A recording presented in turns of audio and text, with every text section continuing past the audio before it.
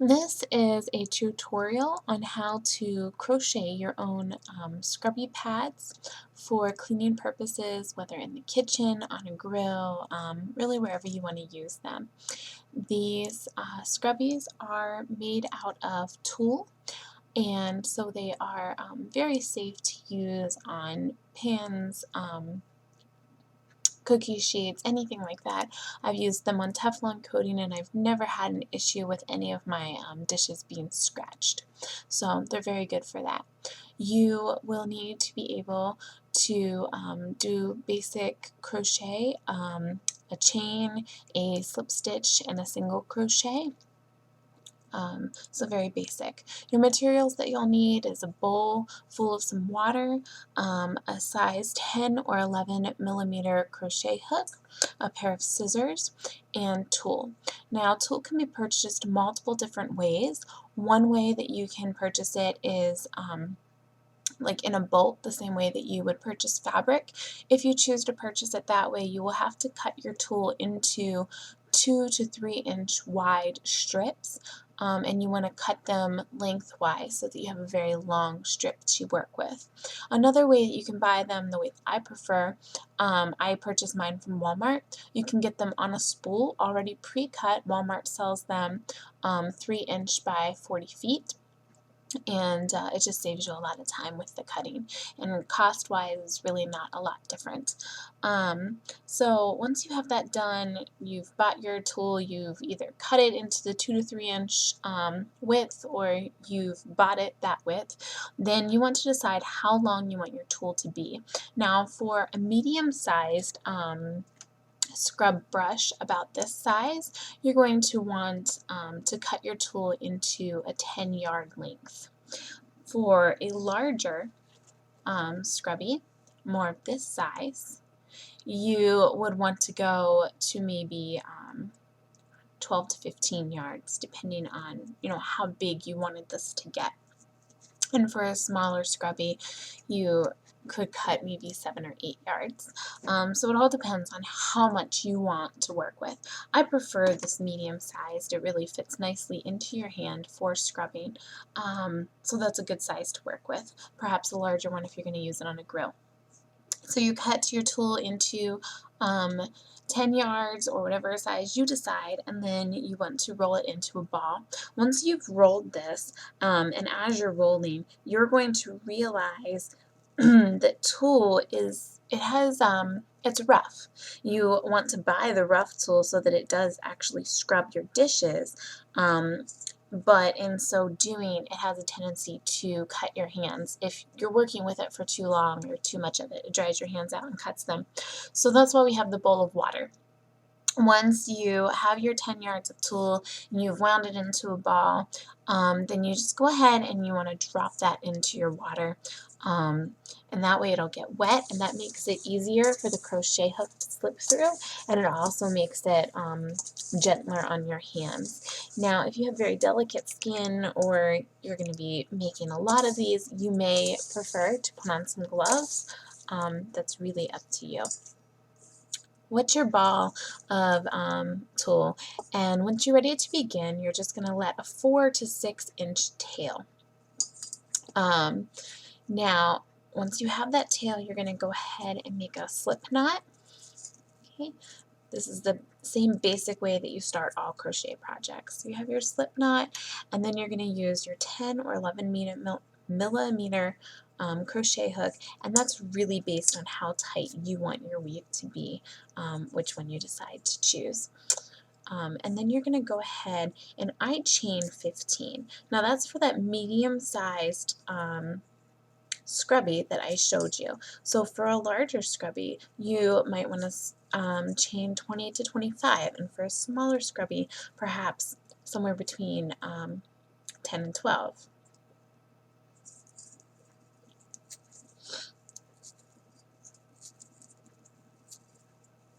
For this one, as I said, we are chaining 15. Okay, so you chain your 15. And then you're going to want to make sure that your chain is straight. You don't want any twist in that chain. You're going to bring it back around, and you're only going to insert in this top loop. You're going to insert your hook, and then you want to slip stitch. Okay, so this is a basic slip stitch. Now with that slip stitch, you've created a circle. Okay. The next step is to simply chain one and then single crochet in the top loop only. Okay, you'll notice I'm only going through this top loop and doing a single crochet. You're going to do this the whole way around, and it's very important, two things. First of all, this tail, a lot of crochet projects, you would tuck this tail in as you went to make it pretty. Do not tuck the tail. You're going to need this later for tying off, okay? So don't tuck the tail, and go ahead and single crochet in the top loop only all the way around. And when you get back to your starting point, if you are experienced in crochet, you may think that you're supposed to join this circle. Do not join your rounds, okay? You're just going to keep on single crocheting, keep building this around and around until you get to the point where you have about 1 foot of tulle left. Okay, so you're going to single crochet all the way around. Do not tuck your tail. Do not join your rounds, and keep on single crocheting until you have about 1 foot of tulle left. When you get to that point, you're going to have a project that looks very much like this. Okay, you have your beginning tail here, and it's not tucked, and over here is where you're working. Okay, so you're going to get to that last stitch. You made your last single crochet. Now you're going to insert. This time you're inserting your hook so that it goes through both the top and the bottom loop. If you see here, it's going through 2 loops, and you're going to slip stitch that through. Now you're going to yarn over and pull it through that slip stitch one more time, and pull your tail all the way out, and then pull that tight to make a knot. Now that you have your knot, you want to work your crochet hook. You're going to turn it so that your tail is over here, and you're putting your hook in towards your tail. Okay? You're going to weave in and out, over, under, okay, in that last set of loops.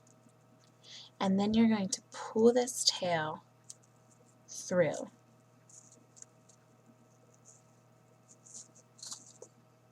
Now, you want to do this all the way around.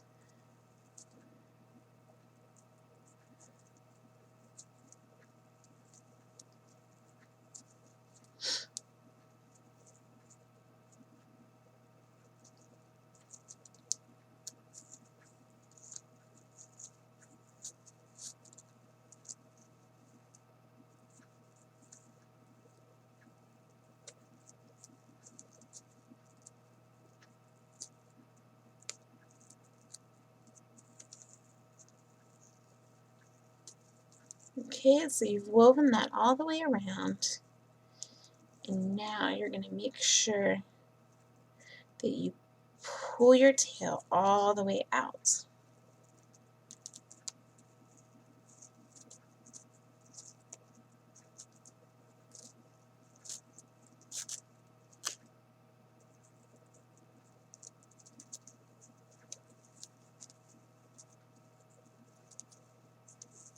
Now, I pulled mine a little bit too tight, so part of the tail ripped off. But that's okay, because that's why we kept such a long piece. Now, this is the end that we just wove. Okay, you're going to bring your hook up from the other end, and you're going to pull this tail down through. Now, being careful not to rip your tulle, you want to pull it tight so that what used to be an open circle where we just wove through is now a closed circle. Okay? Now we go to this side, and you can choose whichever end you prefer to weave, either the short tail where you started or the tail, which on your project should be longer, on this end where you finished, because I remember ripped mine by accident. Now, if you don't have enough and you have the problem that I have where both tails are kind of short, you can weave them each halfway around. Right? So on this end, you're also going to weave your tool in, out around this last set. Okay? Now, once you've completed that end, your project is going to look very much like this. You have one end that was closed, that's the first end that we had just completed. Let me pull this up so you can see it. So you have your closed end, okay? And then if you look on this side, this is the second end that you would have woven. So now you have your two ends sticking out, your starter end and your finishing end. Now all you're going to do is you're going to make sure that you pull this nice and tight so that there's no hole, or if there is a hole, it's a very, very small hole. And then you're going to take these two pieces and do a very basic double knot.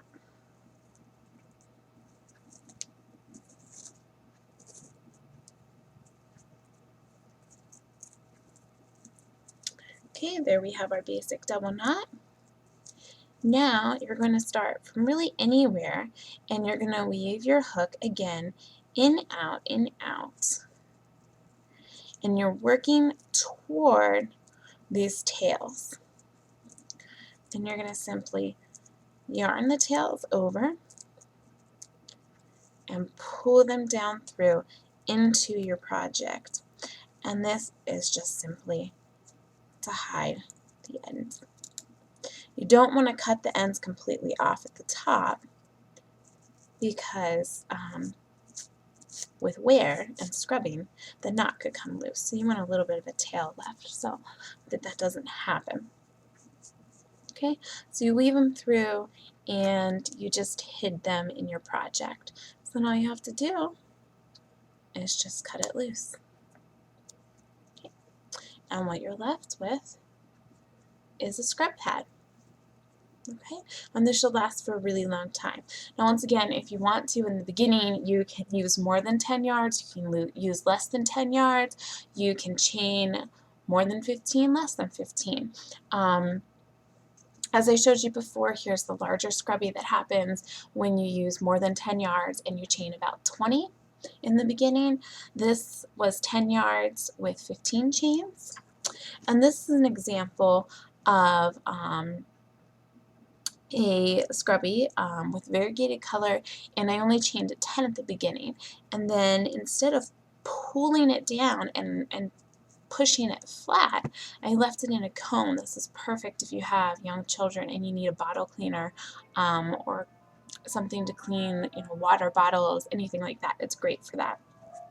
Now, a couple variations that we do have to this project is that if you want to, you can use more than one color. So this is an example of one that I made with two different colors. We just did stripes, and I'll show you how to get that started. So if you wanted to do two different colors, assuming that you wanted to make that striped, you would have two balls of tulle, and if you wanted to do the medium-sized scrubby, you would cut each of those balls so that they were 6 yards each. Now, yes, I know my math, that adds up to 12 and not 10, but you're leaving room because whenever you do stripes, you want them to meet, and if you only do the 10 yards, your scrubby will have to be smaller if you only have 5 yards of each color. So you want to cut 6 yards of each color for the medium-sized scrubby. Then you're going to slip knot those together like you just saw me do, and insert your hook. Again, you can do this in the water. Mine are already dampened, so I'm just going to let them out. Insert your hook, and then whatever color you want to be the first color on your scrubby pad, that's the color you're going to chain 15 with. So I'm choosing red. So you're going to chain 15.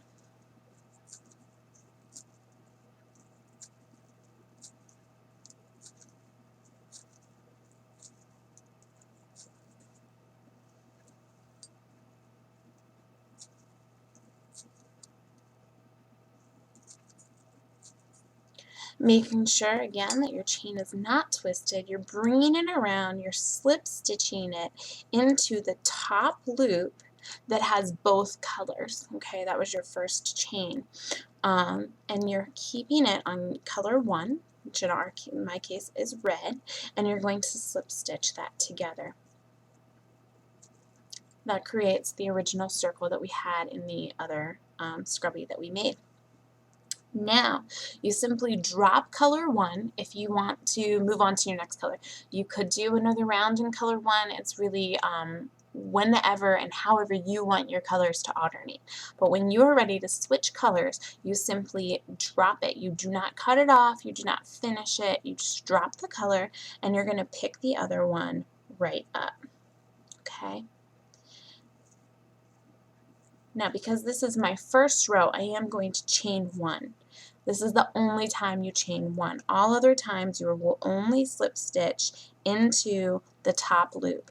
And again, in this project, do not hide your tail and do not join your rounds.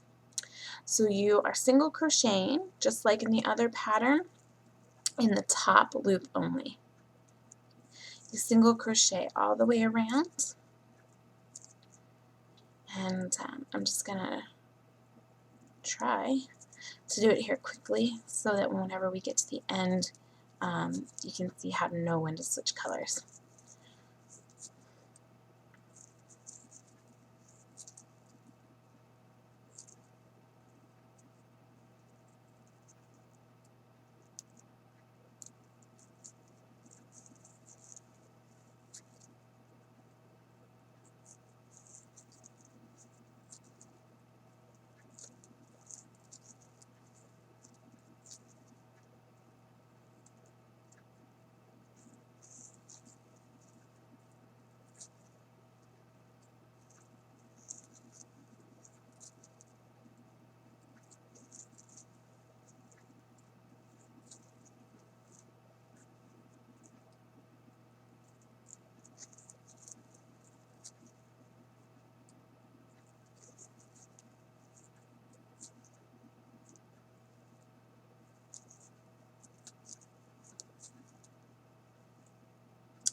Okay, now whenever you get back to where you first started with your new color, you'll notice here that you can still see a red loop on top, and all of the rest are this purple burgundy-ish color.